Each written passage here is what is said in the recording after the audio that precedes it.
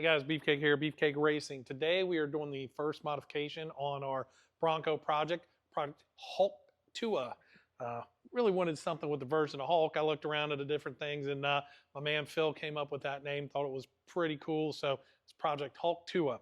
Obviously we'll end up doing some custom wheels because we always got to be a little different, set ourselves apart. But in the meantime, we just want to add a little color. So the lab makes these powder coated rings where you can take off, if you've got the factory bead locks, you can take these rings, replace the factory rings, and it's going to give it a lot more color. We also have the tow hooks on the front and rear of the vehicle, so we're going to do those as well in this to match this beautiful green paint. It's a little dirty outside. This is Maddie. She's one of our newest additions. She's going to be doing some of the installations here for us. She does have a auto mechanics background, and she's going to be helping us out in sales in the shop. So we're going to let Maddie take over, get the install going for you guys. So these are the factory beauty rings. They're held on by 12 of the OEM Torx bits that are 45s. All you got to do is take all 12 of them off. It's not like you're going to lose any air in your tire like your normal beadlock or anything. You can pop them off, change them, put different colors on, and throw them right back on there. And when you get them from the lab, they do come with your little Torx bit, so you don't have to go to the store and buy one. It just comes with all the stuff, and you take it off and throw the new one on there. I went ahead and used our T-handle to go ahead and crank them loose because this wasn't powerful enough just to get them undone, and then we're just going to go ahead and pop them off real quick with this little unit. Yeah.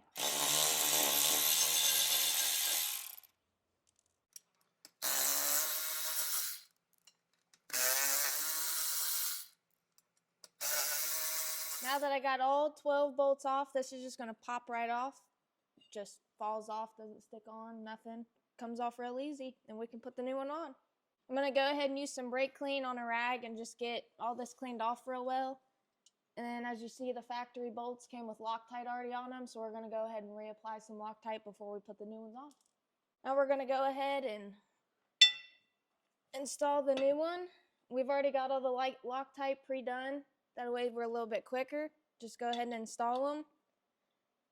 Get them all the way around, and then we're going to use our little, as I call our little unit. And then after we go all the way around, we're going to make sure they're nice and tight with the T-handle. So that's a little unit to you? Yep. Oh, God. That's my little unit.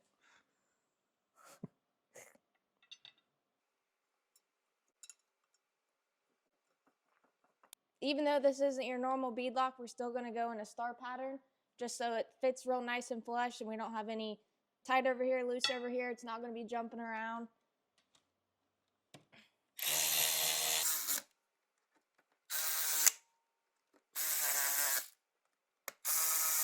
Now that those are all pretty much nice and flush, we're going to go around, just make sure they're all nice and snug with the T-handle.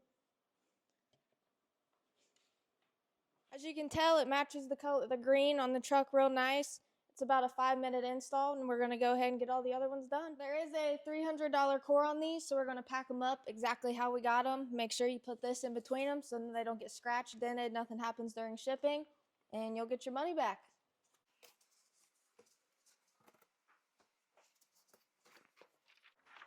As you can see, you get a pre-printed shipping label too to make it nice that if you get a UPS pickup, if not, just drop them off at the UPS store. Now we're going to replace the tow hooks on the front end on the bumper. We're going to use our push pin pliers to remove 4 different push pins. There's going to be 2 above the tow hook, and then you got 2 plastic ones in the bottom. We removed this one just to make sure they come out with our tool, and it worked perfect. And after you take those off, this cover pops off. There's 4 bolts underneath. They're 3/4. Use a 1/2-inch drive, and it'll come right out. I've got all 4 of these push pins out. Now all you do is put your hand behind here, give it a little tug, and it will pop right out. Looks like there's actually there's only 3 bolts. Yeah, 3 bolts. You would think there'd be 4, but looks like there's 3. I actually thought it was going to be 3/4, but it's 5/8. So we'll go ahead and zip these off of here.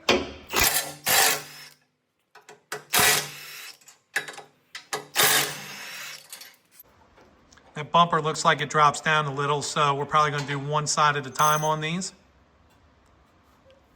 So it appears when I was taking those 3 bolts out, you actually have to remove the whole bumper in order to change these front hooks. So Phil's over there, he's undoing the last one, and we'll get her off.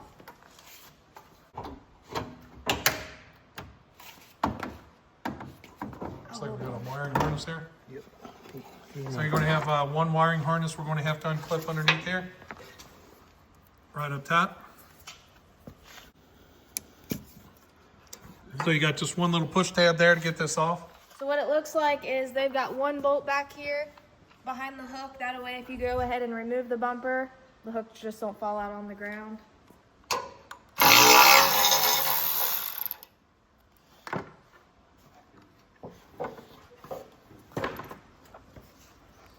All right, so we're going to flip the bumper around. We're going to set the new hooks back in and get these back in. Phil, grab those hooks. Phil. So that's why we had to get Maddie. Phil's always like, it's like he rode the short bus. I don't know. Come on, Phil. No short bus? Regular standard size bus. You put the left one on the left side and the right one on the right side. Aren't they the same? Yeah. Do they go up or down? Yeah, other way. Phil, it's backwards, Phil. Phil, you gotta hold these for me while I flip it.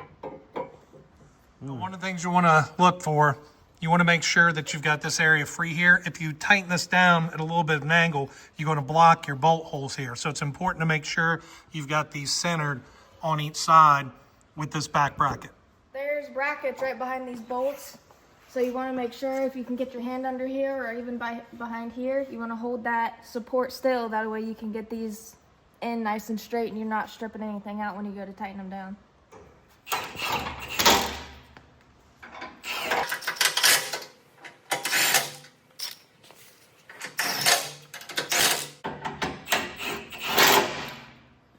We also added these cool little hooks.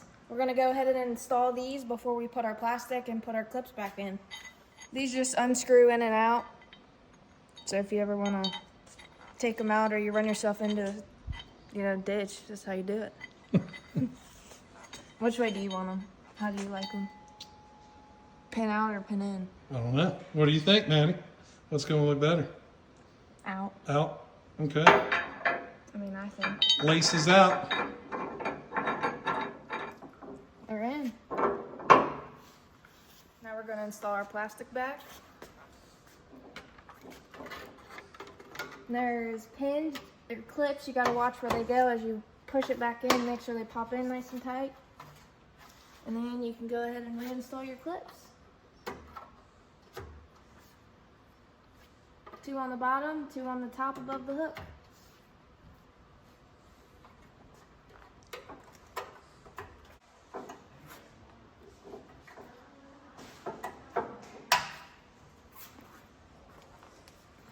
What do you think? I love it. Makes it look a little tougher on the front, gives it a little color. I like them. Now, the only thing we notice here is when these come back, these are going to hit like right here. Tape. They do make some isolators, so we're probably going to pick up some isolators to put on here. Just that way you're not tearing up your fresh paint powder coat. All right, everybody. So we got the rings installed. It took us a day just to get some sunlight out here. We wanted to bring it outside and let you check it out. So we got the rings installed. And while we were at it, we put on our new cool Diode Dynamics light bar, the 7 light bar up top. It's pretty sick if you look at it. The install on that wasn't too bad. There's so many videos out there on that install. We didn't really do an install video on it, but we're very familiar with how that light bar works. But the bolt on together is pretty simple, explains it all in the directions. We decided to do the drill option. Some people will run down. There's some aftermarket harnesses you can do. We chose the drill and just put a little silicone. Don't think you'll have any issues with leaking. I think it gives it a much cleaner look because you don't have anything running down. And you basically, Ford puts a wire right in here, which is really nice. And then you just have to complete 2 wires, one underneath here and one underneath the hood. And that's going to complete the wiring for the #1 switch. The reason they break up the different places is because you may activate the switch one place or another. So they give you a couple points of contact. And then we just ran the ground wire. You don't even see it. We just used a little push tab thing and just pushed it in and hit the ground wire. So it's really 2 wires. We pulled a ton of the harness that Diode Dynamic sends you got it out of the way. You don't need a lot of it when you're using the pre-installed switches, so that's really, really nice. But let's take you up here and look at the hooks we did also. So if you look, we did the green hooks to match. They give you the green bolt, the green back plate here. It just makes it look really nice.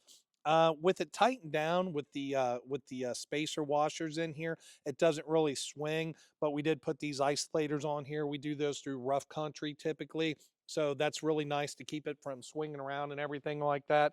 So we're just adding a little color there, little color there. We got the light bar up top, but the beadlock rings, if you look at those, I mean, they just look really, really good.